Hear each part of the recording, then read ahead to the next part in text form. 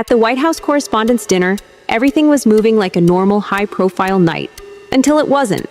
A man armed with a shotgun rushed a security checkpoint, and within seconds, the room went into panic. People ducked, some hid, and agents from the United States Secret Service stormed in. What now? This way, this shot back in.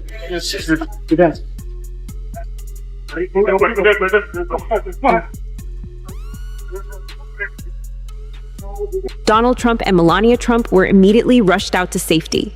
During the response, one officer was shot at very close range with a powerful weapon, but survived because his bulletproof vest held up. Trump later said he spoke to the officer and he was doing well. Charged a security checkpoint armed with multiple weapons, and he was taken down by some very brave members of Secret Service, and they acted very quickly and have just released, for purposes of transparency, clarity, I've ordered it to be put out. You probably have it by now. Put out on Truth and put out on many other platforms. A tape showing the violence of this thug that attacked our Constitution, and also showing how quickly Secret Service and law enforcement acted on our country's behalf. Really did a great job. One officer was shot, but saved by the fact that he was wearing obviously a very good bulletproof vest. He was shot from very close distance with a very powerful gun, and the vest did the job. I just spoke to the officer, and he's doing great. He's in great shape. He has very high spirits, and we told him we love him and respect him, and he's a very proud guy. He's very proud of what he does. About an hour later, Trump posted online confirming the suspect had been caught. He even shared a video showing the man trying to rush security, along with a photo of him pinned face down on the floor. The suspect was identified as Cole Thomas Allen, a 31-year-old from California. Trump described him as a very sick person and said federal agents were already moving to search his apartment. Has been captured. They're going to his apartment. I guess he lives in California, and he's a sick person, a very sick person, and we don't want things like this to happen. I think it's very important that I say, though, and I told the representatives of the evening, they did such a beautiful job. It was such a beautiful evening. And again, they're talking about free speech in our Constitution. That's what it's all about, not just White House correspondence. It was really based on free speech in our Constitution. But I said very importantly that we'll do it again within the next 30 days, and we'll make it bigger and better and even nicer. So I just want to thank everybody that was involved. I also want to thank the press, the media. You've been very responsible in your coverage, I will say. The FBI soon put out a statement that he acted alone and that there was no further danger. However, as details about this investigation have been coming out, it is being reported that a voicemail from the alleged shooter is doing rounds on the internet, suggesting that it may not have been the president that was the target, but rather the First Lady. But why? You see, Melania Trump recently held a press conference to clear her name against her alleged involvement with Jeffrey Epstein. What made it stand out was that there wasn't any major new report about her at that exact moment. That raised a simple question. What was she trying to get ahead of? And why was Melania being targeted? That's where her former best friend, Amanda Ungaro, enters the picture. Amanda had been close to Melania for years. She was also in a long-term relationship with Paolo Zampolli, the man known for bringing Melania to New York in the 1990s, and someone who stayed close to Trump over the years. Amanda made it clear she had a lot to say. She claimed she lived with Zampolli for around 20 years and said straight up that Melania does not know the full extent of what she knows. When asked if she would testify before officials, she said yes without hesitation. She also suggested that Melania's sudden press conference wasn't random. According to sources, it may have been triggered by the possibility that receipts were about to come out, actual documents, possibly even purchase agreements. In doing so, whoever was trying to take her out could also have been trying to silence her before she spoke out against a powerful network, one that allegedly does seem to include her own husband, Donald Trump. Amanda's story is absolutely heartbreaking. She said she met Zampolli when she was just 15 years old and claimed he started pursuing her at that age. She described their relationship as abusive, saying she went through years of control, harassment, and violence. She said her passports were taken, she was followed, and her phone was monitored. There's something seriously wrong here that needs to be looked at. It is being completely overlooked that there is a man who is a part of our current administration who is in a long-term relationship and has a child with a model who he has been representing since she was a teenager, and also appeared on Jeffrey's flight logs when she was just 17 years old. I've already done an in-depth video, but I'm going to give you the cliff notes so that you can understand why I believe that this is very alarming. So Paolo Zampoli, we've talked about him many times. He works in our current administration. He is on the board of the Kennedy Center. He has been a close friend and advisor and business partner to our sitting president since the 90s. He was the modeling agent who brought Melania to the United States to meet Donald Trump originally, and they would go on to be married. Right around the same time, in the mid to late 90s, both Paolo and Donald Trump would open their own modeling agencies. Both of their modeling agencies would go on to face claims and accusations of R-word, SA, theft of wages, overcrowded apartments where the models would be housed, exploitation, and visa fraud. Paolo is a United Nations diplomat. From 2013 to 2014, he collaborated with Ghislaine and Jeffrey's fake oceanic nonprofit environmental organization,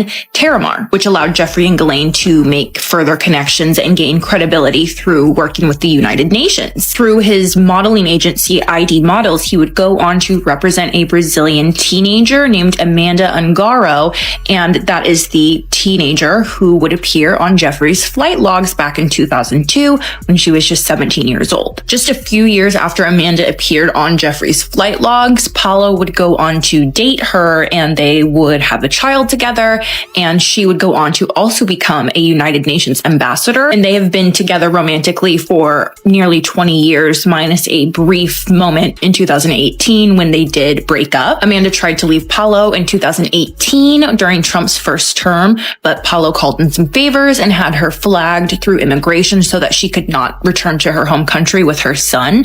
And Paolo also refused to pay her any kind of child support if she were to leave him. After this, they rekindled their relationship despite repeated allegations of infidelity and SA that Paolo has engaged in while in their relationship. Most recently, in June of 2025, just a couple months back, right around the time when the files became a topic of conversation again, Amanda was arrested in Miami alongside a Brazilian doctor, and they were arrested for illegally operating a medical facility, grand theft, organized scheme to defraud, and illegally acquiring prescription medications to give their patients, as they were allegedly offering invasive cosmetic procedures without any kind of licensing. When she was arrested, Amanda was placed on an immigration hold and set to be deported, and that is the last thing that we have heard about Amanda Ungaro.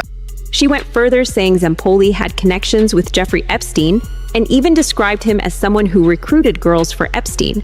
She suggested that some relationships, including Melania's, felt planned, like part of a larger setup. She posted direct warnings, saying she would take legal action and that she had nothing left to lose. She said she was ready to expose everything she knew, even if it meant going after powerful people. She also made it clear she believed Melania and Trump should be worried about what she knows. On top of that, she claims she's now being treated as a fugitive. According to her, a prosecutor named Stacey Cleveland labeled her that way, and there's an active arrest warrant out of Florida. Pam Bondi actually awarded the lead detective who led Amanda's arrest, raid of her home and her workplace, and transfer to ICE custody, Detective Kenneth Seeley, with an Attorney General Award for his work as a detective back in 2019. More on that detective in a moment. Another name that Amanda gave me was Florida State Prosecutor Stacey Cleveland. This is the prosecutor who initially brought charges against Amanda and her now husband. As a Florida prosecutor, Stacey Cleveland would have rapport with the Attorney General's office. Pam Bondi was Attorney General from 2011 to 2019. Stacey Cleveland often gives teaching seminars to Florida police officers, specifically in the Miami-Dade County, which is where the Aventura Police Department is located, and the Aventura Police Department is the police department who handled the arrest of Amanda. Just as a side note, Pam Bondi has also been featured in the Aventura Police Department's newsletters. And just to understand the weakness of the case that Stacey Cleveland's office has against Amanda Ungaro. The only piece of evidence of Amanda's crimes that they have shared with Amanda's legal team is a singular photograph of Amanda touching an FDA-approved laser machine. Not using the laser on a patient, her hand was placed on the machine. Amanda did nothing illegal whatsoever, which is probably why she was deported instead of given due process and a trial. I can only speak for myself when I say I most certainly would not want to be on the prosecuting end of this case when I know what kind of evidence that the defense is holding. The next figure who Amanda named, who we just talked about briefly, is Detective Kenneth Seeley of the City of Aventura Police Department, badge number 289. Like I just said before, Kenneth Seeley is the lead detective who handled the arrest and the raiding of Amanda and her partner's home and workplace. Amanda believes this prosecutor is compromised because of alleged communication with Zampoli. She also claims that at one point there was an attempt to have her sentenced to 6 years in prison without any evidence being presented. The key issue being raised here is that, according to her, even the basic justification for her deportation hasn't been clearly shown. And while that would normally be something to investigate, she says no solid evidence has been presented publicly so far.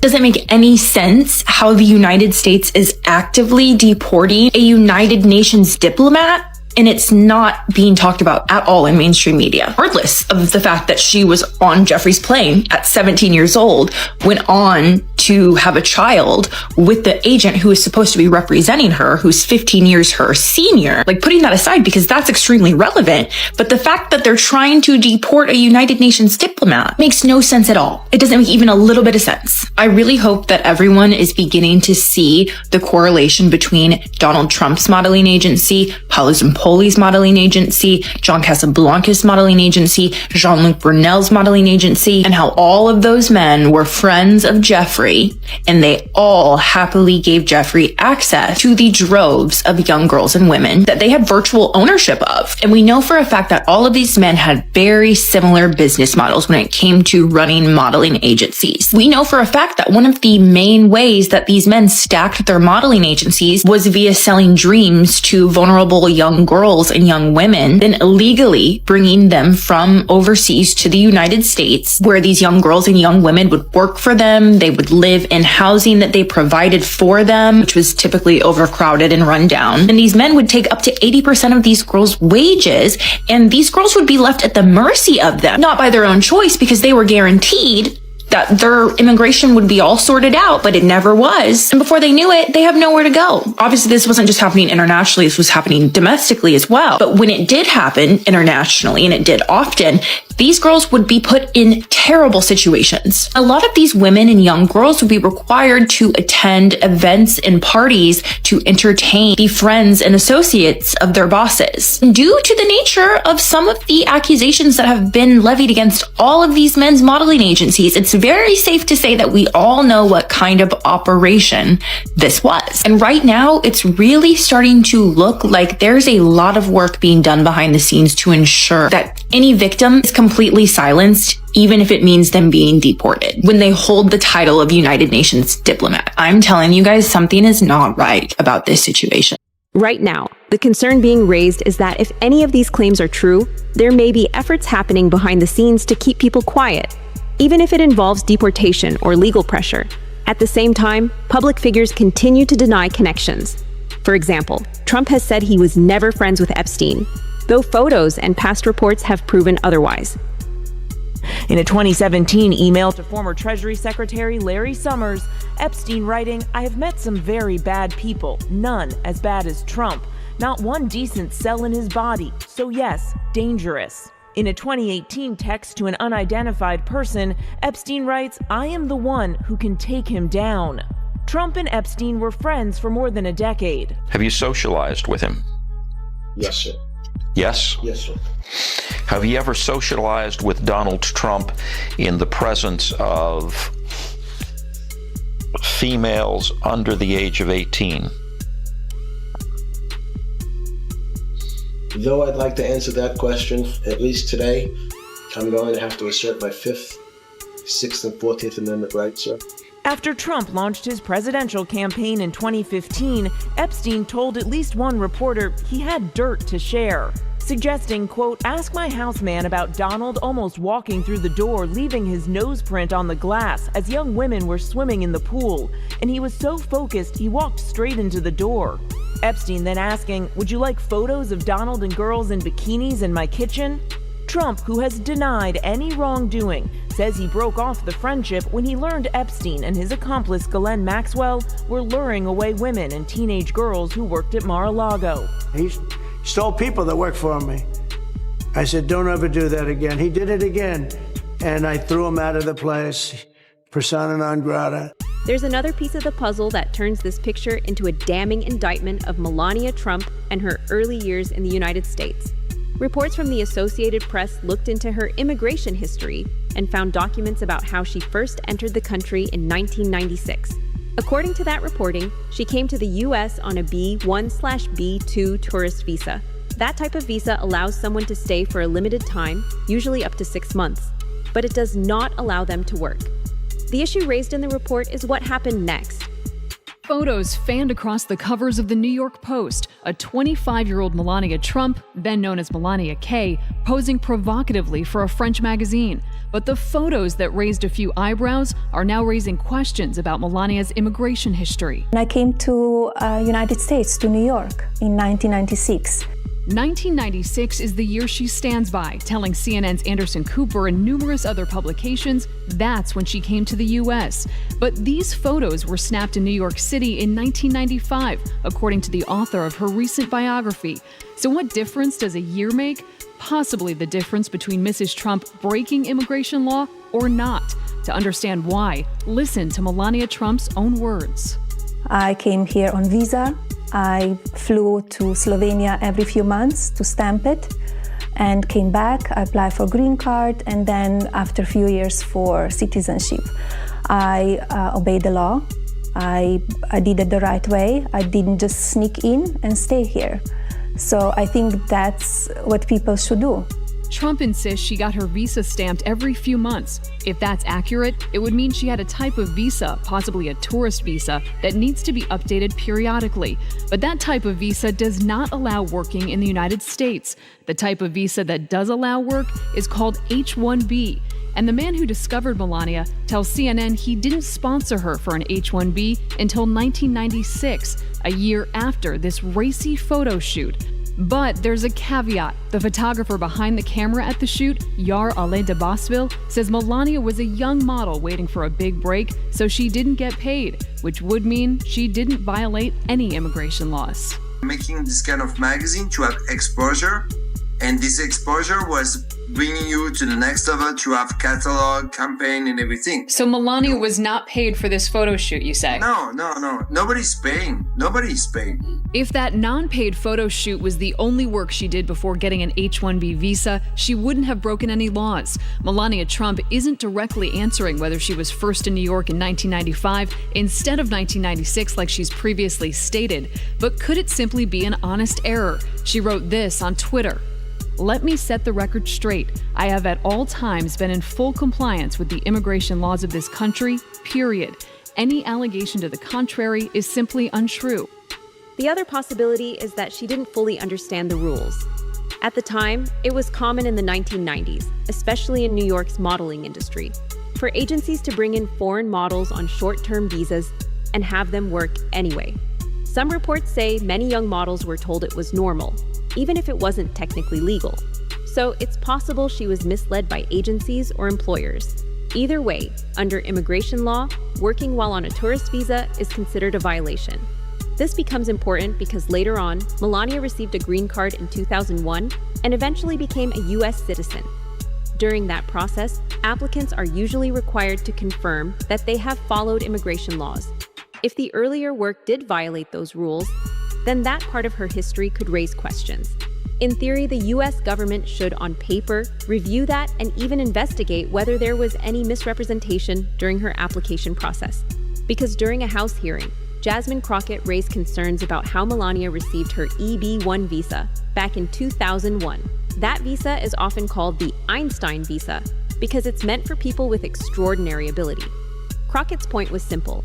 she argued that the program is usually for people with major achievements. We're eating up all the time on the other okay, point. well, but let's jump to Melania. Yeah. Let's jump to Melania. It's a Friday, folks, so we're going to jump around. All right, so back to Melania.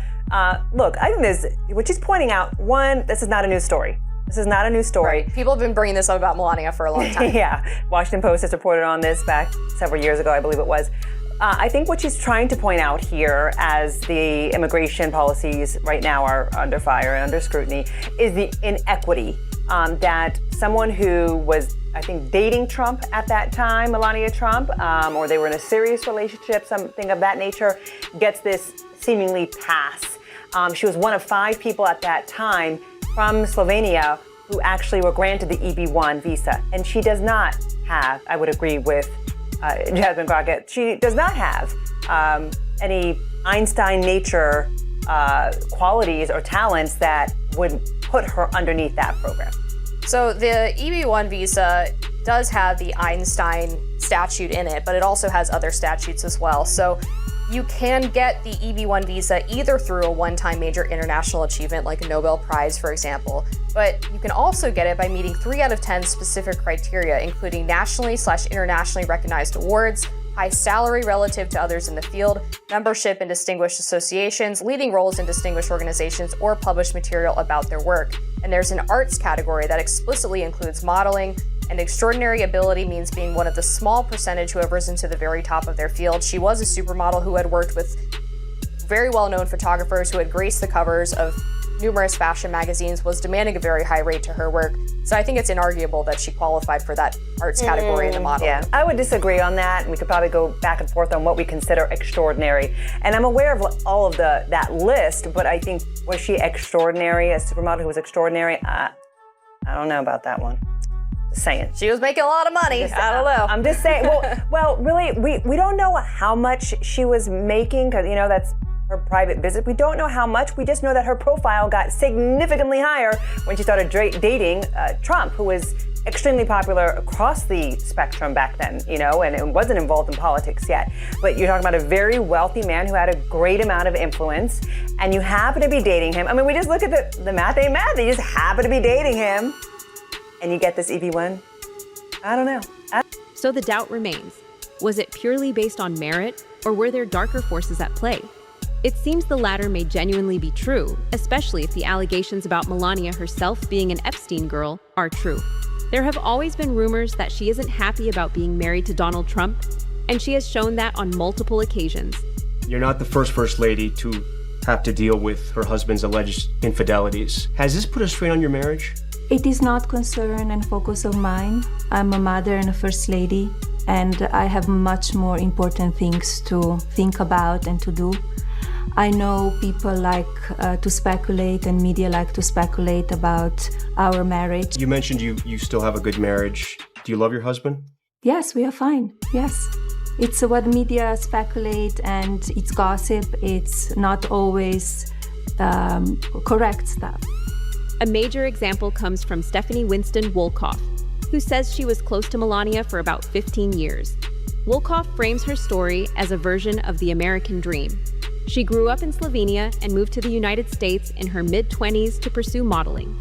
Not long after arriving, she met Trump, and they married in 2005. Trump himself has described their first meeting in simple terms. He noticed her at an event, approached her, and there was immediate chemistry. We met in New York, 1996 in September. We met at the fashion party. It was a big fashion party that my friend organized, Fashion Week, and he invited me. That's how we met with Donald. Did you like him immediately or not? I like him. He had a great charm, but he arrived with the date. Oh. He was very charming and a great mind and great energy. We had connection from the beginning.